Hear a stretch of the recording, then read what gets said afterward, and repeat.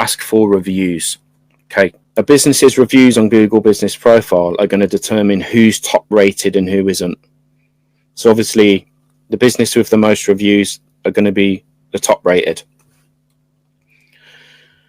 So if you click that tab, this pops up.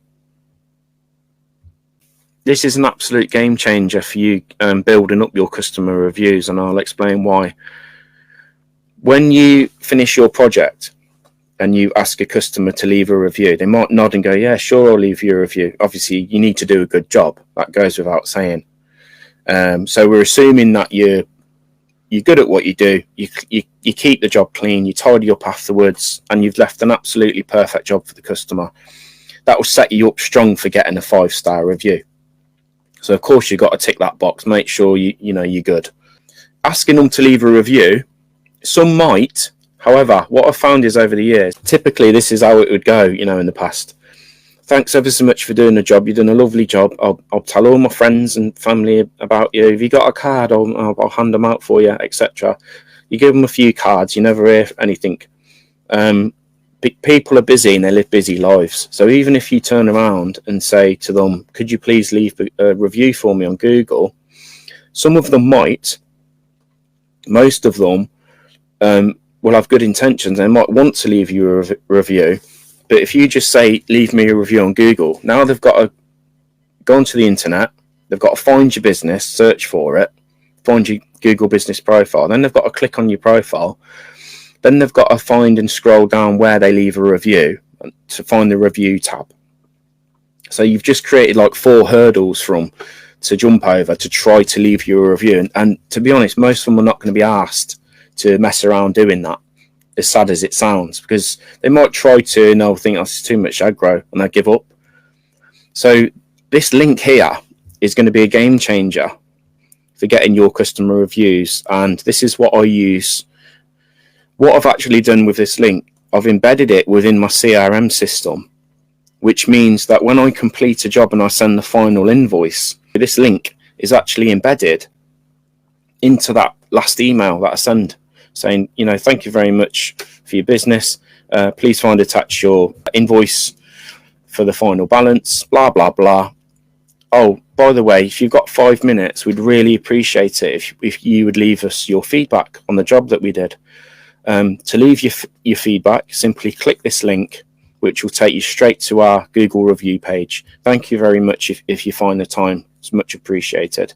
Something worded like that. And underneath that paragraph, you'll put this link. All they've got to do now, they're already on the email because they have to read the email because it's got the invoice on there. They're already there. Now all they've got to do is get their thumb and press click.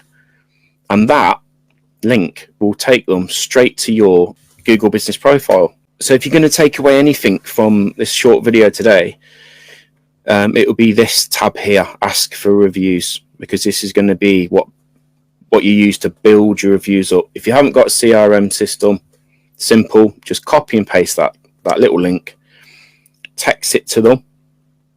I would suggest texting it to them and emailing it to them. Again, make sure it's a polite, well-written paragraph. And if you don't hear anything back, because normally they'll do it, within a week or so, when they get 5 minutes, they'll do it. What I've found is within our trade, the plastering trade, in the domestic arena, is customers like to see your plasterwork drying out or dried before they leave a review. Some of them don't. Some of them just go, bang, there's your review an hour after you finish the job, which is fantastic. And they're not fussed. But a lot of customers, they like to see the plaster dry, so they know, okay, it's fully dry, there's no issues. Why is that? I think it's just human nature, isn't it? Curiosity. They want to know that plasterwork's dried, ready for paint, and then they can fully inspect it, check it's all good. Then they might leave you a review. Some people like to paint the plasterwork first, and then they'll leave a review. So if you don't get one straight away, don't panic. Give it a couple of weeks and give them a little polite reminder again. Just check in with them. I hope you're all good. I hope the renovation project's going well. Just wanted to touch base with you again and ask kindly if you'd mind leaving a review on the job we did. I hope you're happy with everything we've done. Hope you're well. Kind regards. Keep doing that. Now, it's not begging it. It's you being strategic in your ranking on your Google business profile, because those reviews are gold dust. The customer doesn't know this. The customer is just busy getting on with their lives. They've got no idea about running a business and marketing.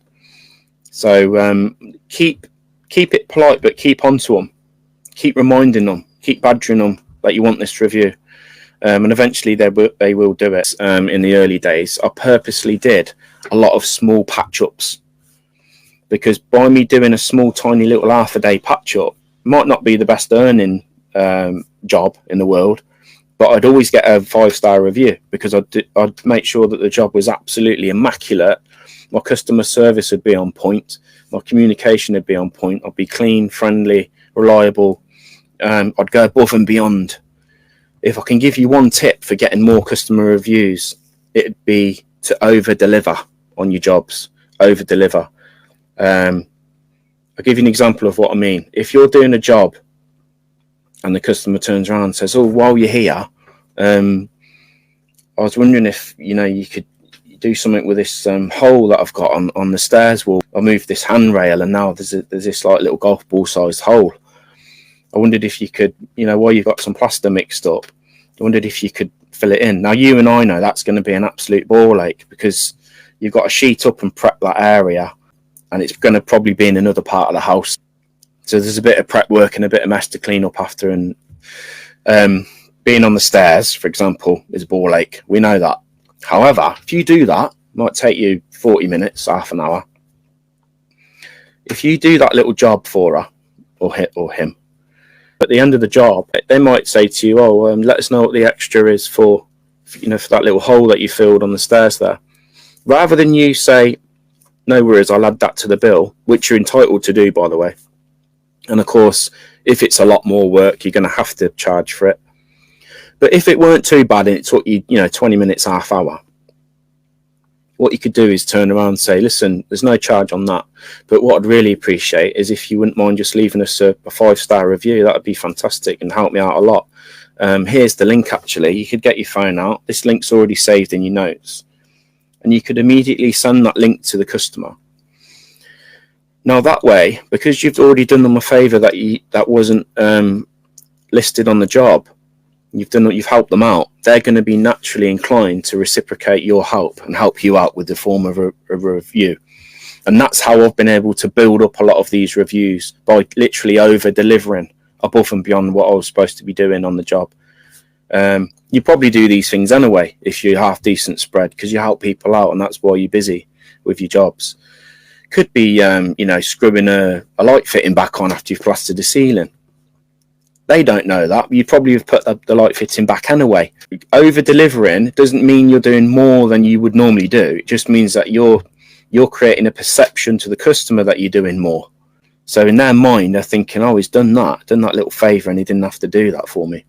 So big emphasis on customer reviews. That's how you're going to get ranked top rated plasterer. That's how you become the top rated contractor within your local area, guys, is the customer reviews. So big focus on your customer reviews.